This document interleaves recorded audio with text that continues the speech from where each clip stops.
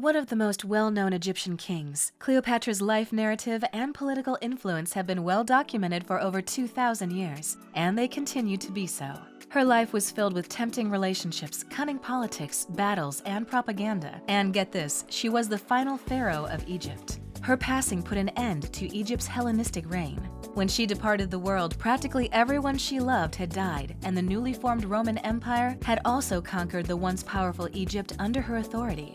She had entered the world at a moment of great civilizational change. However, there was one catch. Even though she controlled Egypt with what some may consider an iron fist, her subjects adored her because they regarded her as their queen. What makes her leadership unique, though, given that there were other rulers before her? Did she look pretty? She was supposedly a goddess of beauty, but subsequent discoveries disproved this. Was her charisma then to blame? Probably. Was she a savvy politician determined to use her position and the power that came with it to promote her goals? Certainly. Though she is one of history's most well-known women, historians and archaeologists know virtually nothing about her because some of the tales about her life are so dated that they could as well be fables rather than historical facts. Another point to consider about her life is the claim that she was unable to accomplish her objectives without the help of seduction, leaving out her very obvious achievements in Egypt. Was she simply a seductress, I suppose, or was there more to this? Or was she only a lady of her day who would have done everything to survive? Here is what is known about the enchanting yet enigmatic queen. First, come along as we investigate the life of the queen, or at least what little is known about the enigmatic queen. We have always gravitated toward the strange, uncharted, incredibly difficult, puzzling, and fascinating on this channel. Join us on this fascinating journey and we will keep you updated on all the amazing discoveries we make. We enjoy attempting to shed light on the lives of renowned historical figures and have an impact on history and life as we know it today. These subjects always stimulate our attention for some reason, and we do not doubt that they also do so for you. Be sure to like this video, follow this channel, and don't forget to click the notification bell if you want to be notified when we post new videos like Cleopatra, the Untold story. In 69 BC, Cleopatra was born to the Egyptian pharaoh Ptolemy XII Auletes. Her father hailed from a long line of Egyptian pharaohs who took control of Egypt in 305 BC. The first pharaoh was Ptolemy I Soter, who established himself as king after a protracted and tiresome power struggle that ensued after the passing of Alexander the Great in 323 BC. Cleopatra's early years and education were steeped into the traditions of the Greek philosophers, where she learned about the Greek art of oration since Egypt was Grekified in many aspects by the time she was born. She wrote Greek medical books and had unrestricted access to the Library of Alexandria, which was at the time the largest. Cleopatra was literate, to put it briefly. She was one of the Ptolemaic kings who studied Egyptian, but she continued her studies after that. She not only acquired her mother tongue, Koine Greek, but also a startling amount of other languages, including Ethiopian, Hebrew, Arabic, Syrian, Median, Latin, and Troglodyte. She had a reputation as a person who could speak to people fluently and without the use of a translator thanks to her skills, a quality that every monarch at the time needed if they wanted to expand their kingdom, which she ultimately did. She had not yet assumed the throne, however. It took years of drama and family strife for her to do so.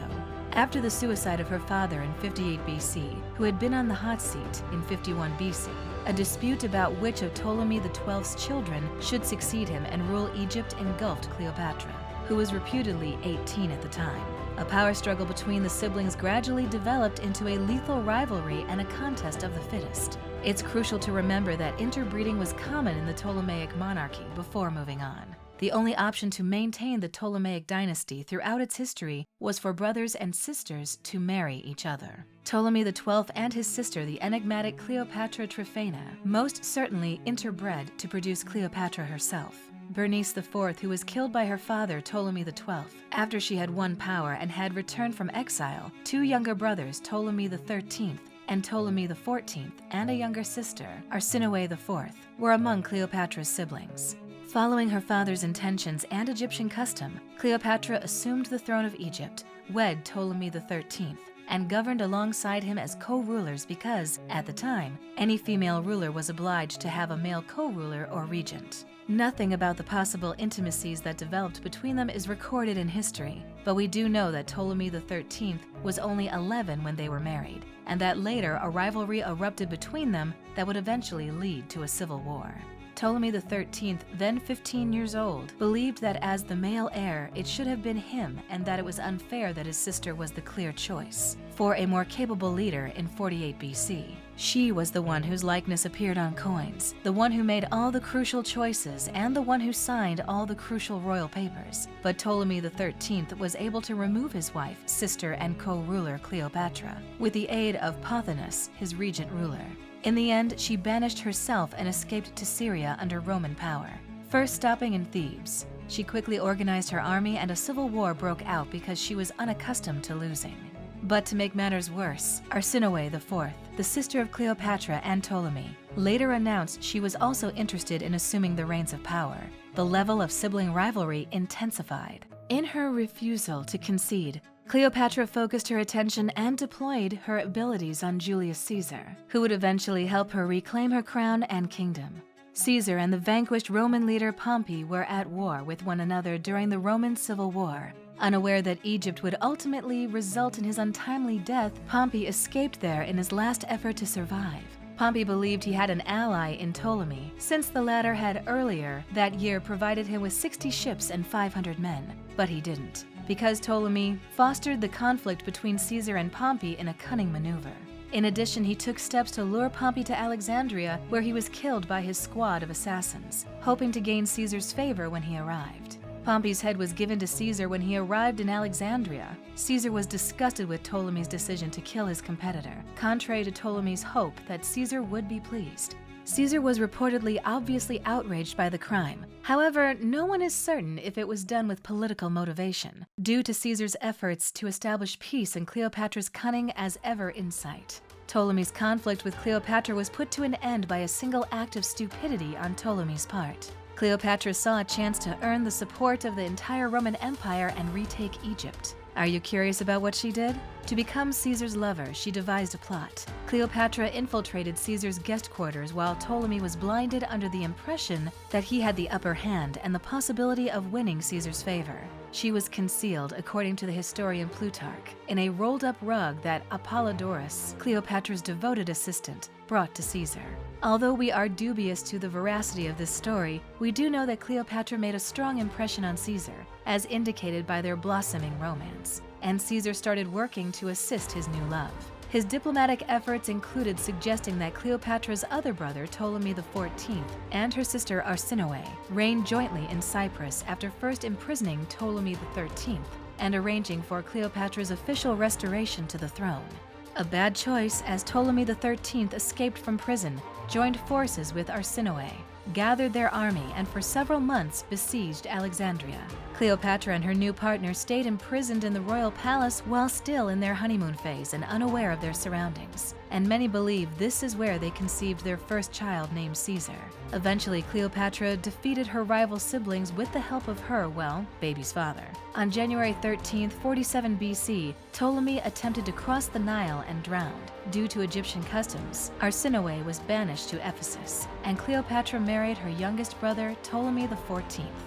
After all, Caesar had a wife back home and an empire to establish when he departed Egypt a year later. However, he traveled before the birth of his son, and Cleopatra gained a new position as a result. She changed from being a queen to being a divine mother. When Cleopatra arrived in Rome in 46 BC, Caesar acknowledged Caesarion as his son. However, when Caesarion's father was slain in 44 BC, Cleopatra was forced to leave Rome since Caesar had designated his grandnephew Octavian as his heir. Whatever argument Cleopatra tried to make in Rome to defend her son's rights was therefore not well received by the Romans. She also executed her brother Ptolemy XIV and appointed her son Caesarion as co-pharaoh in Egypt, perhaps because she could see her carefully built position eroding. In the meantime, Rome had been plunged into another civil war. By 42 BC, Marcus Antonius and Octavian had become the two leading figures in Europe, and as their relationship soured, Cleopatra was once again caught in the middle of it. Only this time it would be the tale of a tragic love affair. By the summer of 41 BC, Tarsus, on the coast of what is now modern-day Turkey, had become Mark Antony's headquarters of operations. While Cleopatra was awash in wealth, Antony was preparing a campaign but lacked the funding to support it. Cleopatra finally agreed to travel to Tarsus to visit him after receiving numerous invitations from him, and she did so in royal fashion. A few months after she left Tarsus, Antony accompanied her there, and while there was undoubtedly some play, a lot of their interaction was quite professional.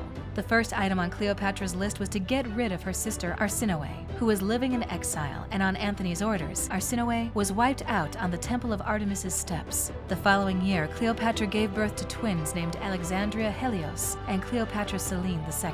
She had once again discovered a method to lay hands on the Roman Empire through Antony's lineage. By 40 BC, Antony had finally departed for Rome to report on his victories, and in the same year he had also married Octavia, Octavian's sister. Antony, who appeared content with his recent marriage, did not encounter Cleopatra until 3.5 years later, in 37 BC, when the lovers met up again in Syria's capital, Antioch. Eventually, Antony got to meet his twins for the first time and gave their mother the Roman-taken Ptolemaic territory. And following Cleopatra's proclamation that her son Caesarion was the king of kings and that she was the queen of kings, her other kids became rulers and queens in different lands. For the next 2 years, as their romance developed, the couple traveled together. During this time, Antony's military skills began to wane, costing him thousands of troops. This was the result of Octavian's propaganda campaign, which was intended to change the Romans' perception of Cleopatra and Antony in his favor, after Octavia and Antony's 32 BC divorce. As Octavian entered Egypt, this was the proverbial straw that broke the camel's back. At Actium, off Greece's west coast in 31 BC, Octavian was confronted by the united forces of Antony and Cleopatra. However, despite their united strength, they were still routed, forcing Cleopatra and Antony to abandon the conflict, and their forces ultimately gave themselves over to Octavian as he marched triumphantly to Alexandria. It is debatable how the couple passed away, but some historians claim that Cleopatra, who was more level-headed of the two, tried to kill off Antony because she no longer needed him. She sent word to Antony that she had committed suicide because she believed he would do the same, and she was correct. This is why she is accused of covertly negotiating with Octavian.